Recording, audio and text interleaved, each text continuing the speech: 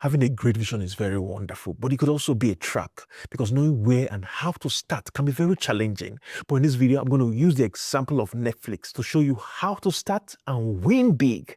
Don't go anywhere. Hi, I'm Michael Self-Glint of Strategy, and my job is to arm you with strategic insights that will position you in your business to win for a long time. Stick around. When you have a great vision, the most important skill you will need is being able to walk back from the future into the present and knowing the very first step to take. It can be very challenging. That's why it's the most important skill, because a vision is a picture of a preferable future, especially when the vision is great. It's something that will happen maybe years to come, 7 years, 10 years, 15 years, sometimes even 20 years to come. It's a very important skill, but when people get overwhelmed with it, they don't know exactly what to do. They think that maybe they need to plan 100 steps to get to that place. No, you only need to know the very first step to take. So I'm going to use the example of Netflix to explain this. Now, Reed Hastings, the computer scientist, and he was able to picture a future whereby movies, will be able to be streamed directly into people's homes, and they'll watch it in the convenience of their homes. This was in the 1990s, 1997 to be precise, as at that time the technology was non-existent. Do you understand? When you talk about streaming internet, as at that time, internet speed and everything, internet was just came out. Internet speed to stream data of that magnitude, it was impossible. It would take days. You understand? Internet data and all of that was still in kilobytes, where everything, it was very slow. So it was not even thinkable. But that was his vision. And so, but he had the mind that very soon the technology will later be developed. That was the ultimate vision. But he didn't wait. Do you understand?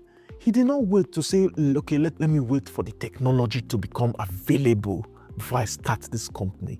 He walked back in time to the present and started something. And that is a very important point. So what he did was to now use the latest technology, DVD. It just came out at that time in 1997.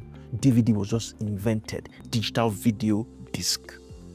Before it was VHS, the video home system format, very big, something rectangular, and that was what was in vogue. Blockbuster was the reigning company then that rented VHS cassettes to people. So you will physically go to the Blockbuster store and rent it physically. You walk there. It was part of even the experience. They would buy popcorn, ice cream, and all those things, enjoy a good movie, rent it, go to their homes, and return it. And if they return it late, they pay late rental fee, and all of that. So that was what was happening. But this man had a vision that video should be streamed to people's home. They will watch it in their television and their computers, PCs, and all of that. And then this new technology came out, very small, compact. It's called compact disc or DVD, digital video disc. Very small. And he looked at it and said, oh, this is something that can easily be mailed to people. You can easily put it in a small envelope and mail it to people. The way you mail normal letters and parcels and all of that.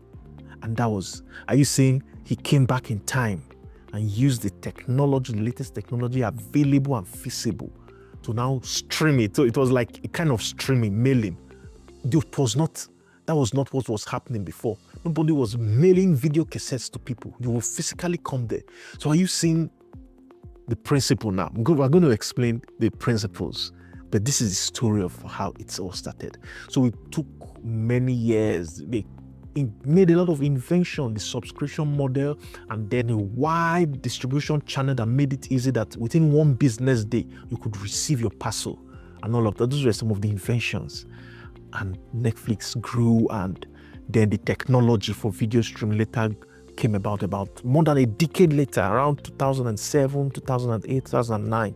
That's when it now became possible, and they started using the internet to stream to people's devices, and they were watching from their devices. Are you getting it now? So there are 3 principles to extract from here. Number 1, identify the technology of today that resembles the vision of tomorrow. DVD was that technology that resembles the vision of tomorrow for Reed Hastings. Are you getting it now? So the second principle is use the process of today that resembles the technology of tomorrow. Okay? Mailing to people's home was a new process. It was the process of today, but he adapted it to video rentals. Are you getting it now? That resembles the technology of tomorrow. The technology of tomorrow was streaming, that is meeting people in their homes. So he used mail, what was available, the process of today that resembles the technology of tomorrow. That's number 2. Are you getting it now? Then number 3 principle is that test it with the smallest unit audience available. And for Reed Hastings, it was himself. So he was somewhere, so he mailed it, put it in a parcel because he wanted to test it. Say, this thing, if you mail it, won't it break? So he said, let's test it out. So he put it in an envelope, put a stamp on it, okay, and mailed it and went home. And the thing arrived. And so he said, this idea might work. He told his partner, what's that his name, Randolph or something. He said, this idea will work. And that's how they incorporated Netflix. It started with the name, I think, Kibo. Then 6 months later, they changed it to Netflix.com. That's how it started. So this is how to walk back from the future to the present and take the first step. That first step he took was to mail it to himself.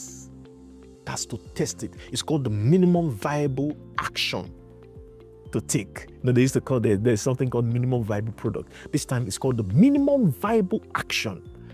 That is how to start using these 3 principles. When you get them done, jot it down. This is how you use these principles to start implementing a great vision that's going to be actualized many years in the future and build a great company, a great business, and win big for a long time. So I want you to subscribe to this channel. We're going to be dishing out strategic insights like this that will position you in your business to win for a long time. So I'm going to see you in the next video.